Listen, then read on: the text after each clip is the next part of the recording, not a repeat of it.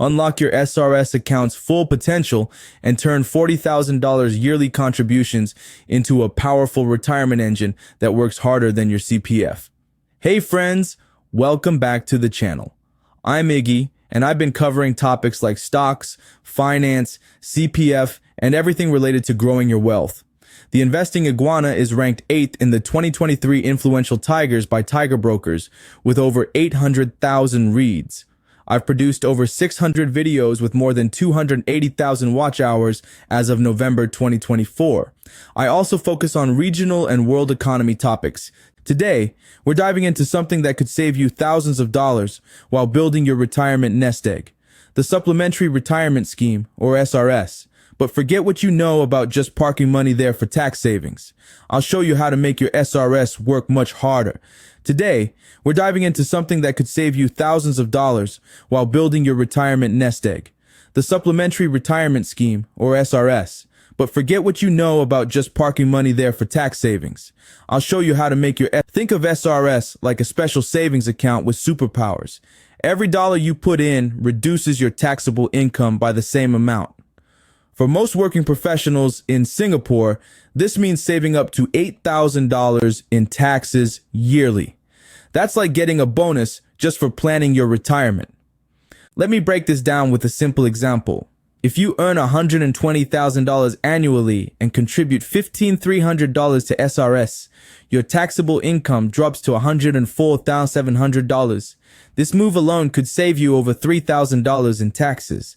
That's enough for a family vacation to Japan or several months of grocery shopping at NTUC. But here's where most people make a big mistake. They treat SRS like a regular savings account. They put money in and let it sit there, doing nothing. That's like buying a condo in Orchard Road and using it as a storeroom. Your money should be working as hard as you do. Stay with me. I'm about to show you how one viewer made her SRS grow by $12,500 in just 5 years without adding extra money. Let's talk about making your SRS money grow. You can invest these funds in dividend-paying REITs and blue-chip stocks. These investments can give you 4 to 6% returns every year. Compare that to the basic 0.05% interest rate in a regular savings account. It's like choosing between taking the MRT or walking to Jurong from Tampines. The numbers tell an exciting story. SRS assets have grown to $16.5 billion in 2024. More people are catching on. Account holders have increased by 9% every year since 2020. The best part? SRS-approved investments have averaged 5.8% returns annually over the past decade. Wondering what to invest in? Keep watching. I'll share my personal SRS investment strategy in just a minute.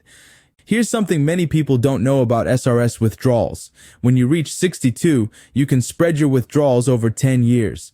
This isn't just some boring rule. It's a clever way to save even more on taxes. Only half of what you withdraw gets taxed, and by spreading it out, you stay in lower tax brackets. Let me show you how this works. Say you've built up $400,000 in your SRS by age 62. Instead of withdrawing it all at once and paying high taxes, you take out $40,000 each year for 10 years.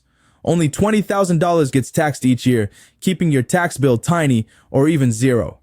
The key thing to understand is the 50% tax concession. This means that only half of each withdrawal you make from your SRS account is considered taxable income. So if you withdraw $40,000 in a year, only $20,000 will be added to your other income for tax purposes. This $20,000 is then factored into your total taxable income for the year, which determines your income tax bracket and the corresponding tax rates. Singapore has a progressive tax system, meaning higher incomes are taxed at higher rates, so your overall income level will affect how much tax you pay on your SRS withdrawals. It's also important to remember that you can only start withdrawing from your SRS without penalty when you reach the statutory retirement age that was in place when you made your first SRS contribution. You also need to begin withdrawals within 10 years of making that first investment. You can spread your withdrawals over several years to potentially manage your tax burden. The amount of tax you ultimately pay on your SRS withdrawals depends on your total taxable income from all sources. If you have other significant income, the SRS withdrawals could push you into a higher tax bracket. On the other hand, if your other income is low, the tax on your SRS withdrawals could be minimal or even zero. Because everyone's situation is different, it's always best to get personalized advice. I highly recommend consulting a qualified tax advisor or using the official IRS tax calculator on their website. They can help you accurately estimate your tax liability based on your specific circumstances. Remember that tax laws and rates are subject to change, so it's always a good idea to refer to the latest information from IRS.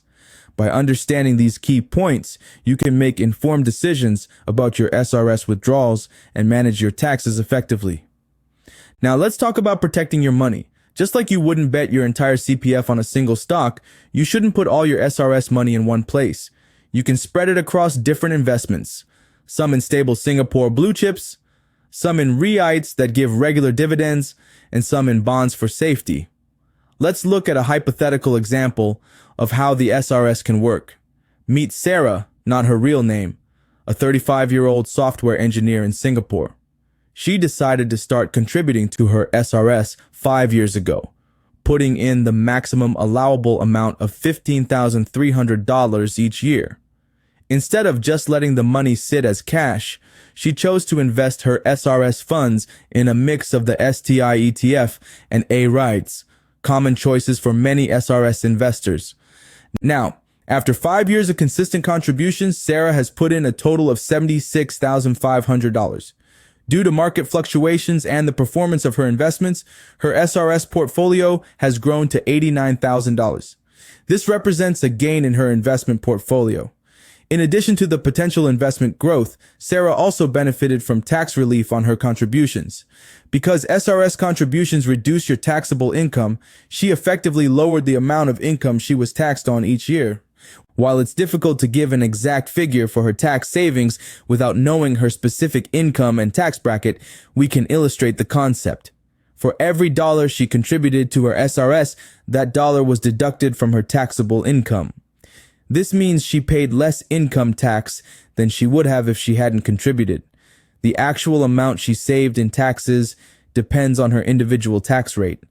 For example, if her marginal tax rate was 10%, she would have saved $1,530 in taxes for each year she contributed the maximum amount, totaling $7,650 over the 5 years. It's important to remember that these tax savings are not a direct cash payout. They represent a reduction in the amount of tax she owed. By combining investment growth with tax benefits, the SRS can be a valuable tool for long-term financial planning. Several common mistakes can hinder the effectiveness of your Supplementary Retirement Scheme, SRS. Avoid over-contributing to the point of financial strain, as funds are locked in until retirement age. Don't pursue excessively risky investments solely due to the tax-advantaged nature of the SRS. Prioritize a balanced portfolio aligned with your risk tolerance and long-term goals. Neglecting to plan your withdrawal strategy can lead to unnecessary tax burdens later. Conversely, not exploring the available investment options within the SRS means missing out on potential growth. Think of the SRS as a complementary instrument in your overall retirement plan. While CPF forms the core, like a main violin, and regular savings act as the steady piano, the SRS plays a supporting role, like a cello, working in harmony with other savings to create a well-rounded retirement income. To effectively utilize your SRS, consider the following action plan. First, review your income tax statement to estimate potential tax savings from SRS contributions. Next, research SRS-approved investments, beginning with simpler options like the STI ETF. Automate regular monthly contributions to maintain consistency. Finally, schedule an annual review of your SRS strategy, perhaps coinciding with Chinese New Year, to ensure it remains aligned with your overall financial goals. Want to supercharge your retirement planning?